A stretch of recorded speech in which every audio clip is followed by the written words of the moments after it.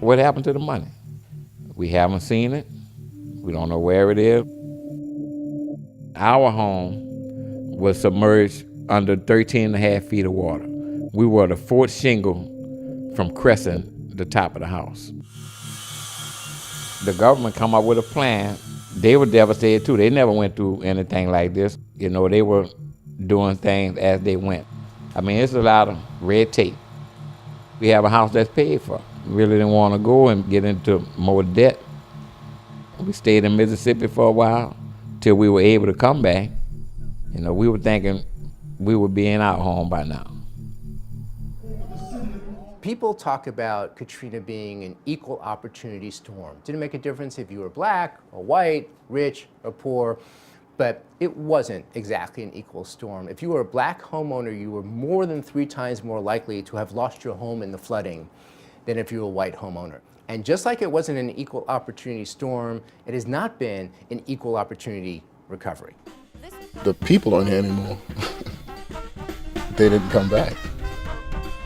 I would love to be able to buy a piece of property in this neighborhood and have my kids grow up the way I did.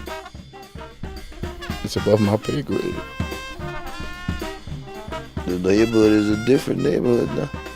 It's not the real 6th Ward no more. All these people coming buying all the property up. It changes like almost a gated community. And they don't want this culture to keep going. Housing advocates say the city didn't have a sufficient plan to help restore homes and keep housing accessible.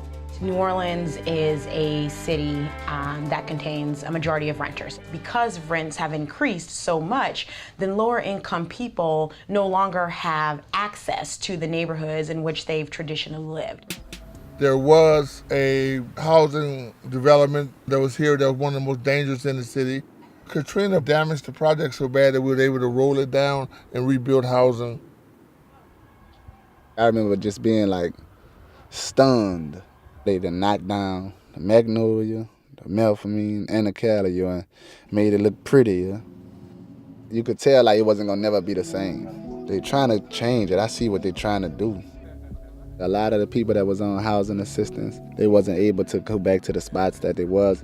Everybody was all scattered. When I walk around the city of New Orleans, when I drive around the city of New Orleans, that there are 2 different recoveries. One that's very, very successful, and one that at this point at least is still a failure. We will do what it takes. We will stay as long as it takes to help citizens rebuild their communities and their lives.